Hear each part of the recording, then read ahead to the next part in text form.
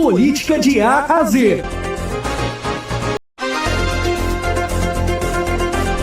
E o professor Marco Aurélio Freire está chegando para trazer uma análise na política. Assunto tem virado na conta. Quem vai falar sobre tudo é o professor Marco. Bom dia, professor. Bom dia, ouvintes da Rádio Cidade. Bom dia, ouvintes do Café Forró e Política. Bom dia, meu amigo Lucas Medeiros. Lucas, Maria Corina Machado, a líder da oposição na Venezuela, anunciou em sua conta no X, antigo Twitter, que o Edmundo González, o candidato da oposição ao Nicolás Maduro lá no país, ele saiu do país. Inclusive, ele foi para Madrid, na Espanha, com o apoio do governo espanhol. Esse exílio se dá, segundo Maria Corina Machado, porque ele já era alvo, o Edmundo González, de alguns mandados de prisão promovidos pelo Ministério Público com aval dos tribunais superiores da Venezuela. E uma das acusações que pesam sobre o Edmundo González é que ele estaria divulgando as atas eleitorais do país. Agora, é bom lembrar que atas eleitorais em qualquer lugar do planeta Terra são atas públicas. E com isso a gente consegue ver a seguinte questão, que há uma clara perseguição do governo Maduro contra os opositores nesse último momento eleitoral que tivemos no país. Lembrando que Ministério Público, Tribunais Superiores e outros órgãos como o CNE, Conselho Nacional Eleitoral, todos eles estão sob o comando de pessoas ligadas diretamente ao presidente de lá, o Maduro. Portanto, é bom lembrar que a Venezuela hoje caminha claramente a uma autocracia, e mais do que isso, não só uma autocracia, mas também uma ditadura.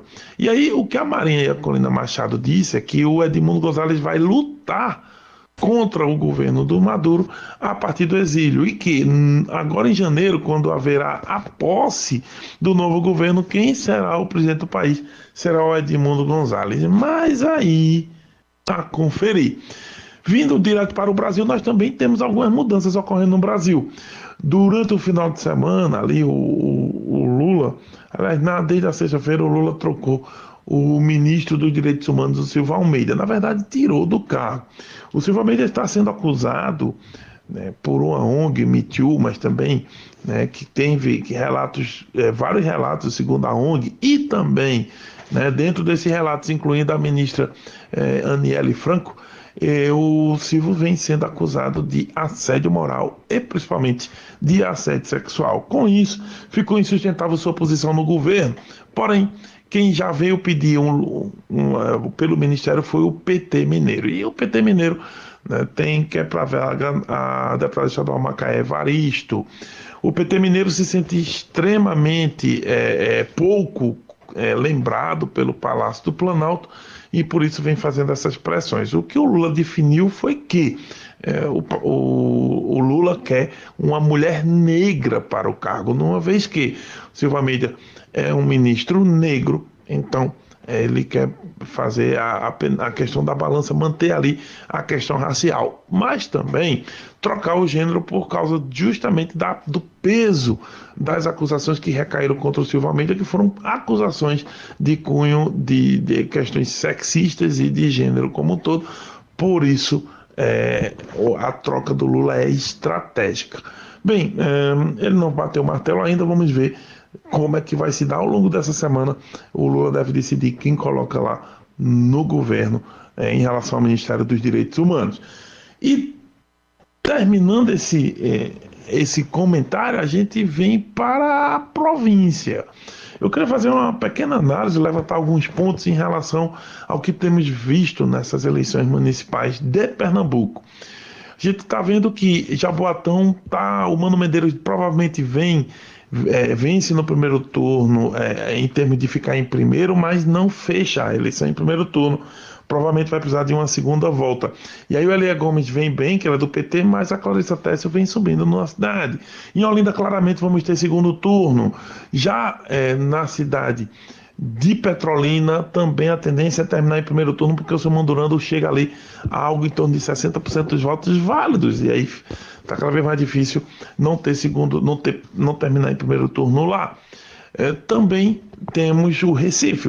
O João Campos chega a 74 pontos em alguns levantamentos, e alguns outros chegam a 80.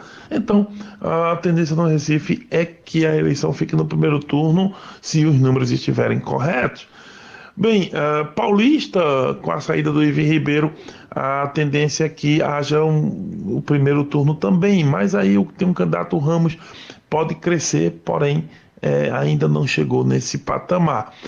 E então, dessas cidades que podem ter, todas essas cidades que podem ter segundo turno, aqui está mais interessante para ter segundo turno é Caruaru, além de Jaboatão, Caruaru, porque o cenário em Caruaru é que o Rodrigo Pinheiro vem em primeiro, Zé Queiroz em segundo, e é uma tendência aí, né, de polarização, embora Fernando Rodolfo, nos últimos levantamentos, melhorou sua posição, chegou a 7 pontos em várias pesquisas, o que indica que a tese de atrelar o nome dela de Bolsonaro está funcionando, mas nós vamos fechar esse raciocínio, se vai ter ou não o primeiro turno, ou segundo, aliás, terminar em segundo turno em Caruaru, com o levantamento agora de alguns institutos. O Big Time Real Data, que é um instituto nacional, vai ter pesquisa divulgada aqui em Caruaru, e também o Datafolha, outro instituto nacional, que deve anunciar o levantamento feito para essa semana. Com isso, a gente vai entender melhor o cenário, mas tudo aponta que Olinda, Jaboatão e Caruaru, por enquanto, seria um cenário de segundo turno, e o resto de primeiro. Mas aí, a conferir, a gente volta amanhã com mais comentários, se Deus quiser. Zap Zap da cidade. No Zap Zap, no Zap Zap. O ouvinte participa pedindo músicas, falando sobre seu bairro. O telefone que mais toca na cidade.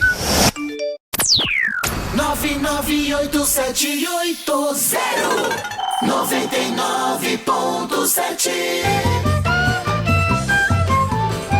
Abraçando você que se liga aqui na nossa programação 98780997 98780997.